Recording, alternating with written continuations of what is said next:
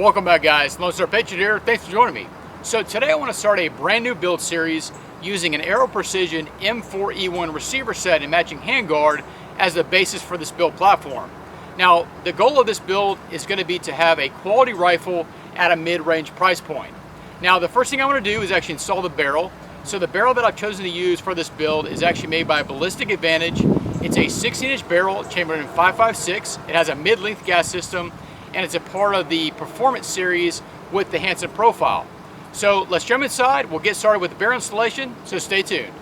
Okay, so to get started, I first want to talk about this particular low-profile gas block that actually comes with the Ballistic Advantage barrel. Now, the nice feature about this particular gas block is that not only does it have an included gas block, it's also a pinned gas block.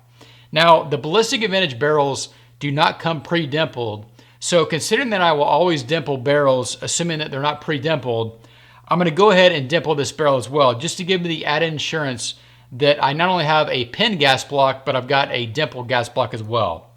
Now, what I would typically use for my gas block is a BCM low-profile gas block.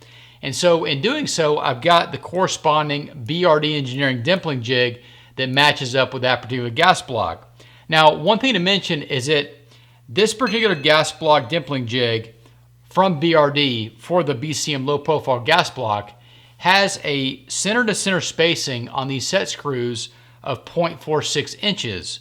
Meanwhile, the actual center to center spacing on the Ballistic Advantage gas block is actually 0.5 inches.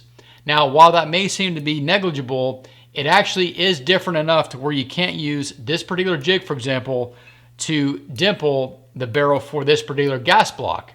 So what I'm going to do is actually go ahead and use this particular dimpling jig for the first hole. However, I'm going to have to adjust the dimpling jig to set the second hole.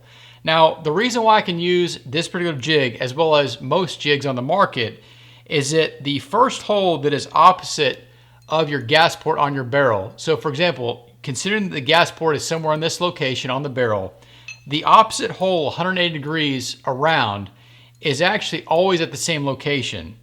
Now, the center to center spacing is then measured from this set screw out. So this particular set screw will not align with this particular jig, again, given that the distance from center to center is different. So what I'll do is actually drill the first hole here using the dimpling jig here, and then shift the dimpling jig to drill the second hole. Now, what I also want to do is go ahead and tighten these screws slightly just to give me an imprint on the bottom of the barrel to align the dimpling jig correctly. And then we'll go ahead and loosen those screws and remove this to install the dimpling jig and get started. Now, these set screws take a 3/32 hex key. So once I've got these tightened, I can now go ahead and loosen them and remove the gas block.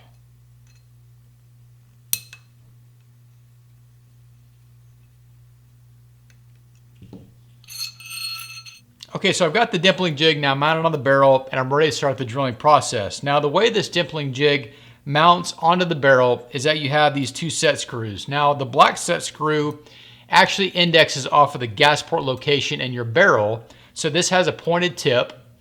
And then the second set screw, which is this silver colored set screw, actually has a rubberized tip just to help secure the jig onto the barrel. Now, on the opposite side, again, as I mentioned earlier, is that I'm going to be drilling this first hole. And so what I've done, just to be sure I don't make any mistakes, is I've gone ahead and blocked off this second hole. And that way, once I drill this first hole, again, I will shift the jig over and then align it with that second set screw indentation that I made on the barrel, and then drill that second hole. Now, I've got a dedicated video just to the use of this particular dimpling jig, so I'm going to save the time here and go ahead and finish the dimpling, and then we'll come back. But definitely check out that video to understand how this particular jig is used. Okay, so I finished up the dimpling, and what I want to do next before I reinstall the low-profile gas block is protect the bare steel at the locations of both the dimples as well as where the pin for the pin gas block will go. Now, given that I used some cutting oil when I was drilling for the dimples, I went ahead and used some brake cleaner as a degreaser just to get this area as clean as possible, and that's why you see the discoloration between, say, this area on the gas block journal versus the remainder of the barrel. Now, what I'm going to be using to protect the barrel is actually from Brownells. It's their Oxyfo Blue. I've had good success with this in the past, so I'm going to apply a couple coats and then let it dry before we install the low profile gas block.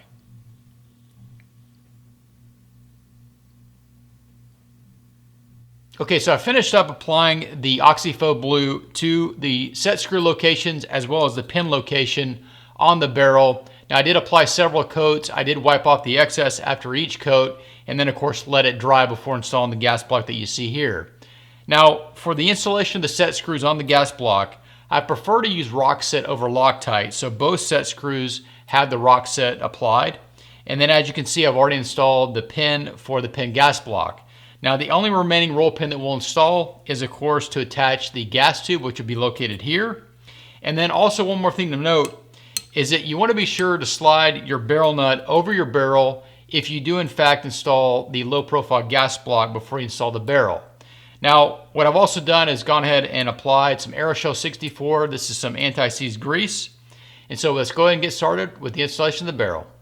Okay, so to get started with the installation of the barrel, now I've got my upper receiver mounted in a vise block, and then the vise block is mounted in my bench vise.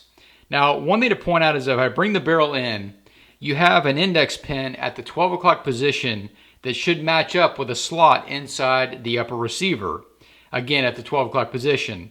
Now, what I like to do is actually install the barrel slightly canted where this pin is at, say like the 10 to 11 o'clock position, and bottom it out in the upper receiver and then rotate that pin to the 12 o'clock position and further seat it. That way I know that I'm at the right depth and this shoulder is seated correctly in the upper receiver.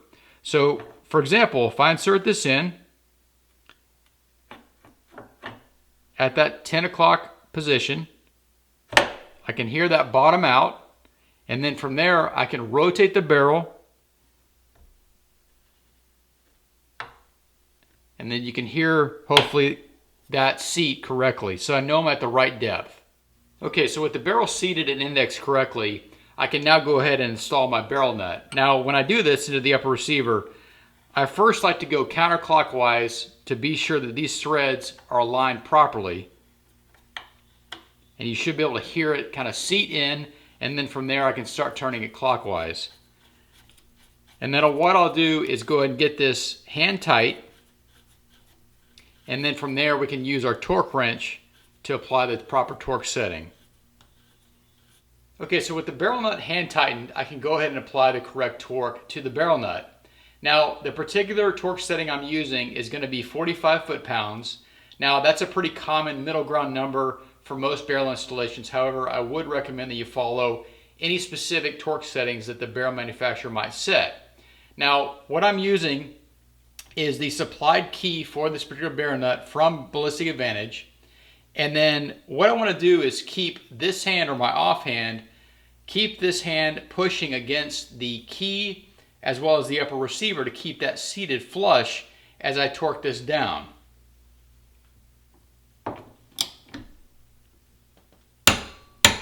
And then I'm at my torque setting. Okay, so the last step is actually to finish up the installation of the gas tube and the gas block. Now, I've gone ahead and installed the gas tube into the gas block as well as into the upper receiver. Now, you want to be sure that the orientation of your gas tube is correct so that it follows both the profile of the barrel and feeds into the upper receiver correctly, as well as where it feeds into the gas block, that the port on your actual gas tube is in the 6 o'clock position to, of course, accept the gases from your barrel. Now, this particular roll pin is a 5/64 inch diameter roll pin, and so I'm using a roll pin holder to start that pin, and then I'll use a 5/64 roll pin punch to finish it out. Now, a couple tips on installing the roll pin is that typically these pins can be somewhat difficult to install, so what I recommend is actually using a metal file to taper just the tip of this pin to get it started, to make it simpler for it to go through both the gas block as well as, of course, the gas tube. And then the second thing is that these pins can mushroom out, especially as you drive them in, to where they don't seat properly and extend out the opposite side the correct distance. So if you only have the one that comes with your gas tube, I'd recommend picking up a bunch more. They're typically about 15 to 20 cents a piece, but have a bunch on hand as spares in case you actually damage the one that comes to your gas tube. Alright guys, so wrap up today's video covering the installation of the Ballistic Advantage 16-inch barrel chambered in 5.56 in their Hanson Profile, part of their Performance Series line. Now, the cost of this barrel, according to Ballistic Advantage's website, retails for $230. Now, at first glance, that seems on the high end compared to other barrels in this same quality of construction. Now, I was able to pick this barrel up on sale. However, I do want to mention that it does come with the gas block, which has also been pinned. So if you consider that it's not only the barrel cost, but also includes a pinned gas block, this is actually a very reasonable barrel for the quality of the barrel that you receive. Now, I've heard a lot of good things about the Ballistic Advantage barrels, specifically this Hanson Profile Performance Series line. So I'm definitely looking forward to getting out and doing some actual testing with this particular barrel, which we'll do once the build's complete. But hopefully you enjoyed today's video, but stay tuned for the rest of the build series. But thanks for watching, thanks for subscribing, and keep it a good fight.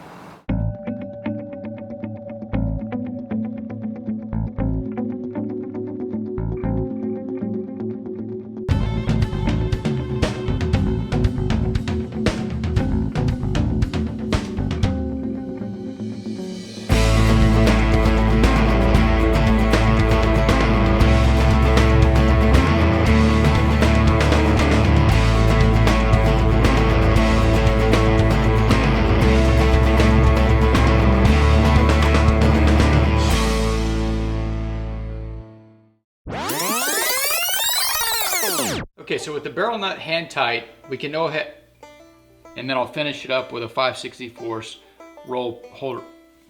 Okay, so the last step in the installation of the barrel is to finish up the installation of the gas tube at the low pro.